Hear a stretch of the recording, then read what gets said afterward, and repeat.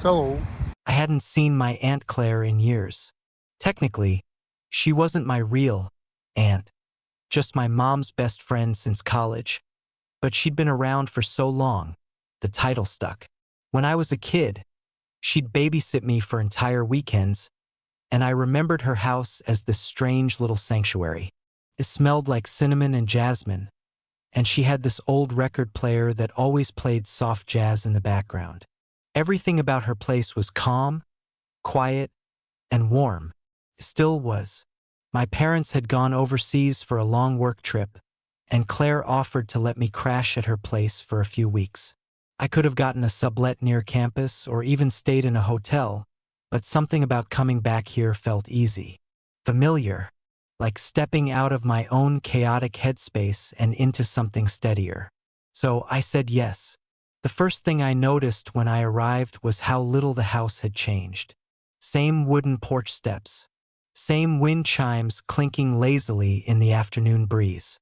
Same faded welcome mat with the sunflowers. Claire opened the door barefoot, dressed in a slate blue robe tied at the waist, a steaming mug of tea in one hand. "There's my grown-up house guest," she smiled, pulling me in with a one-armed hug. "Hey, Aunt Claire," I said, breathing in that same familiar scent. Jasmine, and something warm like vanilla. "You've gotten taller," she teased, "and broader. I almost didn't recognize you." I laughed, trying to act like her comment didn't land with unexpected weight. "You haven't changed at all." She raised an eyebrow at that. "You've been gone a while." "I've changed plenty." The first few days were simple, comfortable. We fell into an easy rhythm. I helped with groceries, took out the trash, helped rearrange a bookshelf she said had been bothering her for months. She worked from home a few hours a day, some kind of freelance editing gig, and I tried to catch up on reading I had put off for too long. Nights were the best, though. We'd sit in the living room with mugs of tea, a record humming in the background, and talk about everything and nothing. It was like time slowed down in that house. But even with all that calm, something was different. It wasn't just that I'd grown older. It was the way she looked at me sometimes. Longer than necessary, like she was trying to figure something out. Or the way her voice softened when we were alone. Her laugh lingered longer. Her eyes held mine a few seconds too long. Or maybe I was imagining it. She still wore robes in the morning just like she used to. But now, they clung to her figure in ways I hadn't noticed before, or maybe hadn't understood as a kid. One morning, I walked into the kitchen to grab coffee and froze at the doorway. She was standing by the sink, facing the window, backlit by soft sunlight. Her robe was loose, her hair tied up messily, one leg crossed over the other. Peaceful, intimate. She turned and smiled at me like it was the most normal thing in the world. "Coffee's fresh," she said. I mumbled a thanks and quickly looked away. But even after I poured my cup, I could still feel her presence at the edge of my vision. Calm, serene, and somehow impossible to ignore. The second night, something shifted. I had just finished brushing my teeth when she knocked softly on my door. "Need extra towels?" she asked, peeking in. I nodded. "Yeah." I didn't see any in the cabinet. She stepped inside, barefoot again, wearing another robe. This one cream-colored and lighter, tied loosely around her waist. She walked past me to the linen closet and stretched to grab the top shelf. I tried not to look, but the fabric shifted as she reached, giving me a brief glimpse of her bare thigh. I blinked hard and turned away. She handed me the towels with a smile. "Let me know if you need anything else." "Thanks," I said, voice tighter than I meant. Her gaze held mine for a beat before she nodded and walked out, leaving the faint scent of lavender in the air. That night, I lay in bed for hours, staring at the ceiling. I wasn't a kid anymore. She wasn't just my aunt. Something about the way she moved, the way she spoke to me, it wasn't maternal. Not flirty either. It was something else. Something unspoken. And it kept me awake far too long. The next day, I tried to act normal. Tried to focus on anything other than her. I offered to help her move boxes from the garage, and she said yes. It was hot and dusty, and we ended up laughing more than working, covered in sweat and spiderwebs. At one point, she stopped to wipe her forehead and looked at me. Really looked. "You've changed," she said. "I mean, I knew you would, but it's different seeing it up close." I didn't know how to respond, so I just shrugged. "Guess that happens." She smiled again, slow and thoughtful. "Yeah, it does." That evening, after a quiet dinner, I went to my room early.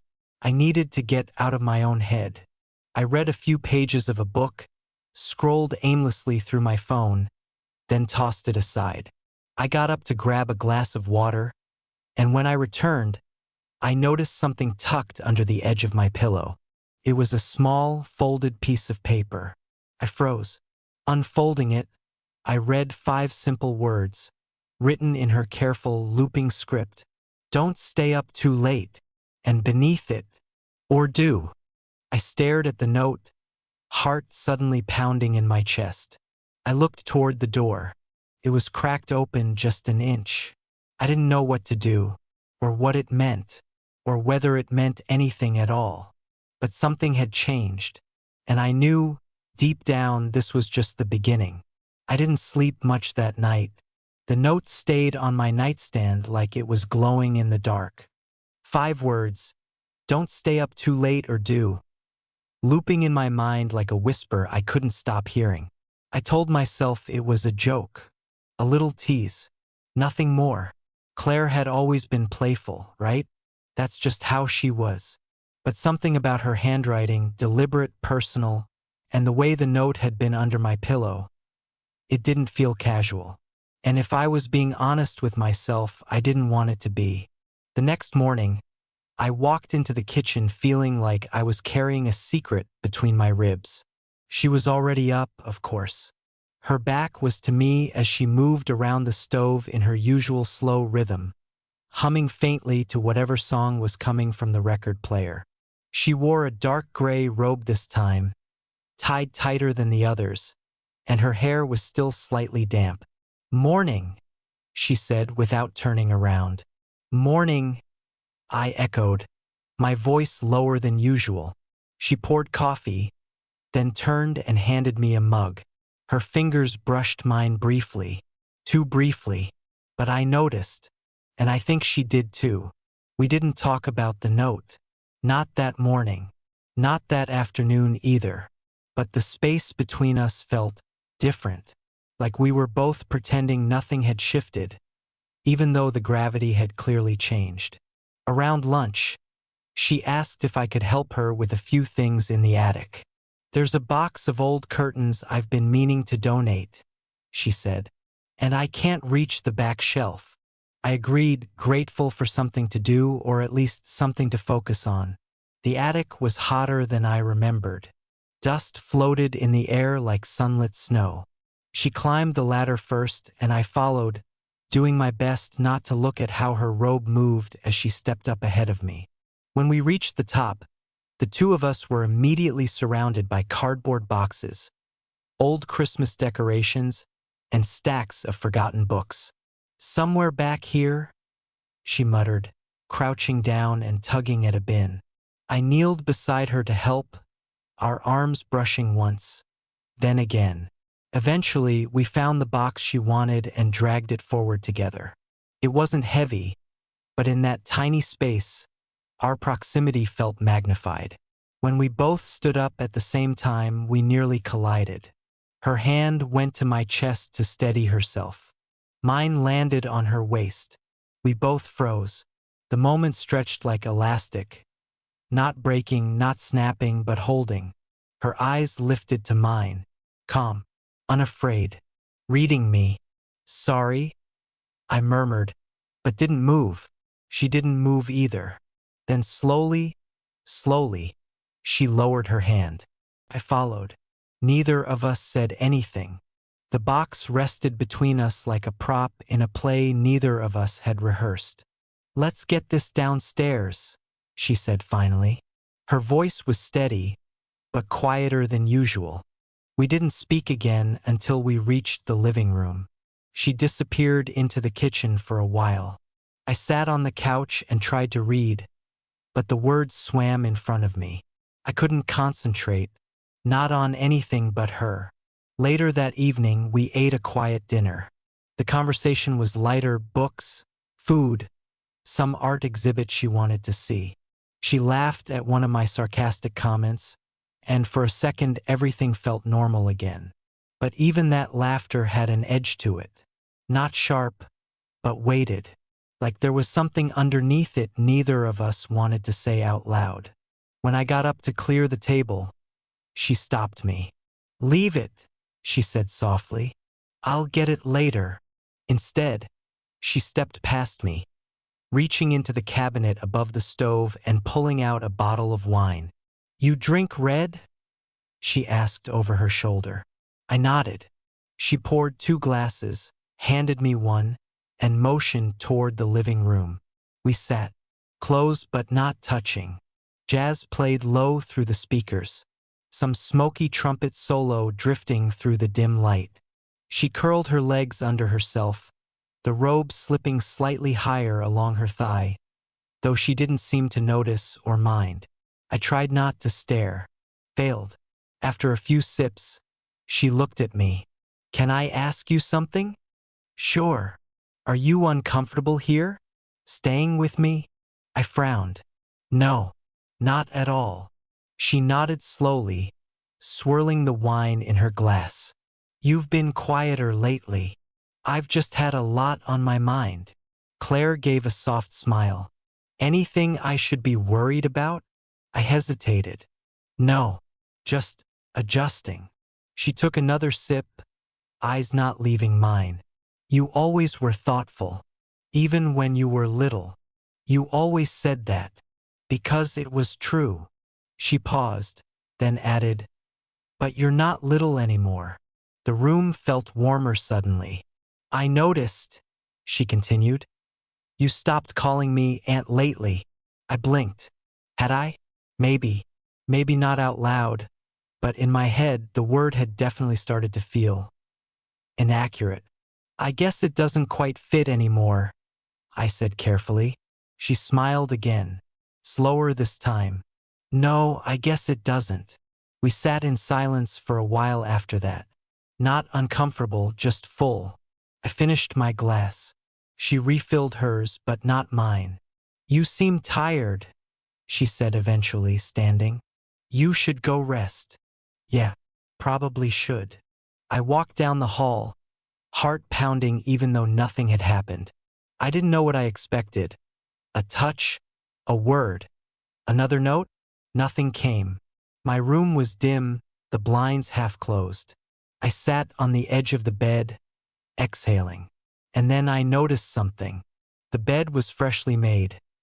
Sheets tucked tight, pillow fluffed. But I hadn't made it this morning. And on the blanket, dead center, was a single folded towel. Resting on top of it, another note. My chest tightened as I reached for it. It was shorter this time. Only 4 words. "Maybe tomorrow. We'll see." I sat there holding it, unsure if I should smile or panic. Because now I knew, for certain, this wasn't my imagination. She was aware. She was watching. And she was waiting. I don't remember falling asleep, but I remember waking up. It was sometime past midnight. The house was silent, wrapped in that deep, breathless kind of quiet that only happens between 2 and 3 in the morning. The kind of stillness where every sound feels amplified. The ticking of the hallway clock, the distant hum of the refrigerator, the occasional creak of old floorboards. I lay there in the dark, staring at the ceiling, my heart already beating faster than it should have been. That note, "Maybe tomorrow, we'll see," had haunted me all day. I kept replaying her voice in my head, imagining how she might have said it out loud. Curious, calm, maybe a little daring. The robe, the glass of wine, the slow looks and the silence that said more than words. She was giving me something, but what was I supposed to do with it? I sat up, rubbing a hand across my face. My room was dim, lit faintly by the glow of the hallway light spilling through the cracked door. And then I heard it. A soft creak, then a pause. Not loud, not hurried. Just movement, barefoot, and it was coming from the direction of my room. I turned my head, staring at the door. The handle turned slowly without knocking, and the door opened. And there she was. Claire stood in the doorway, lit softly from behind by the warm hallway light. She wore a navy robe I hadn't seen before, thinner, longer, the fabric catching the light just enough to show its softness. Her hair was down, loose around her shoulders, slightly wavy like she'd let it dry on its own. Her face was calm, unreadable, but she didn't look surprised to see me awake. We locked eyes, and she said it. I was waiting for you. Not a question, not a joke, a simple truth. My mouth went dry. I didn't know whether to speak or just keep breathing. I managed to say, "For me." She nodded, stepping inside. "You've been quiet, watching. I wasn't sure if you'd come to me, or if I needed to come to you." I swallowed. "Come to you? For what?" Claire moved slowly across the room, her bare feet making no sound on the floor. She sat on the edge of my bed, not hurried, not hesitant, and turned slightly to face me. Her robe shifted around her legs as she moved. She tucked one foot up, loosely crossing her legs. Her hand rested on the blanket beside her, close, not touching, just near. "For clarity," she said. I stared at her. "Clarity? You've been looking at me like you're searching for something." Her voice was calm, gentle. "I figured you deserved an answer." "To what?" She tilted her head, studying me. "To whether or not you're imagining this." My chest tightened. "I'm not," I asked. Claire smiled faintly. "You don't imagine things like this." We sat in silence. My eyes couldn't leave her. The way she sat, the way the light traced the shape of her collarbone, the softness in her expression. I finally said it. "I haven't been able to stop thinking about you." "I know. I didn't want to." "Yes, you did." I froze. Claire leaned forward just slightly, her hand brushing against mine. Barely. Intentionally. "I did too," she said softly. The air was thick. Not with tension, not anymore, but with permission. I looked at her hand. I could touch it. I could take it. I could cross the line we'd both been dancing around for days. I wanted to. Everything in me screamed to close the space between us. But instead, I asked, "Why now?" She looked down, then back up, her voice quiet. "Because it's safe here. Because I trust you. Because you're not a boy anymore." The last words hung between us like a thread pulled too tight. "I don't know what this means," I admitted. "Neither do I," she replied. "But it means something, doesn't it?" I nodded. "Yeah, it does." Her eyes flicked toward the hallway for a moment, like checking to make sure we were still alone. Then she looked back at me. "I didn't come in here for anything more than this," she said. "I needed you to know I see it too. I feel it. I'm not running from it." I felt something shift inside me. Relief, hunger, tension, all rolled into one. I turned my hand and let my fingers brush hers. This time she didn't move away. The contact was light, barely there, but it was enough. She looked down at our hands. "You're trembling." I exhaled a breath I didn't know I'd been holding. "I don't want to mess this up." "You won't." "I don't want to wake up tomorrow and pretend this didn't happen." Claire finally smiled. Not the playful kind, not the teasing smirk. A real soft smile. "Then we won't," she said. But we don't have to figure everything out tonight.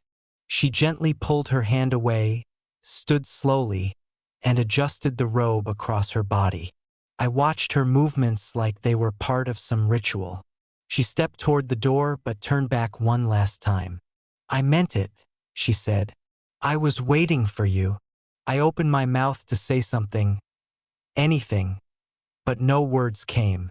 Instead, I just nodded. And then she left, closing the door behind her with the softest click. I sat there for a long time, in the dim glow of the hallway light still bleeding through the crack beneath the door. My hand still felt the shape of hers. My skin still buzzed where we'd touched. Nothing had happened, and yet everything had. Morning came slowly, like it was hesitant to arrive. The light was soft when I opened my eyes. Not sharp sunlight, but that warm, golden haze that leaks in before the world fully wakes up. For a few moments, I just lay there, not moving, not breathing too deeply, trying to remember if last night had really happened. It had. The robe, her voice, the way she sat on my bed and looked at me like she had nothing to hide. The way she said, "I was waiting for you." I sat up, still shirtless, the blanket gathered around my waist.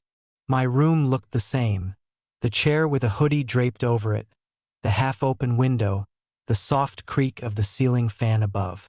But the air felt different, thicker, more alive. I ran a hand through my hair and glanced toward the door. It was closed now. At some point during the night, maybe she had come back and gently shut it. Or maybe the wind had done it.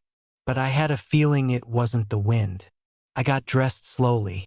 T-shirt, joggers, bare feet. When I stepped into the hallway, the house was quiet. Not tense, not empty, just calm. That same kind of silence from when I first arrived. But now it held something new. Claire was in the kitchen. She stood at the counter, pouring coffee into 2 mugs.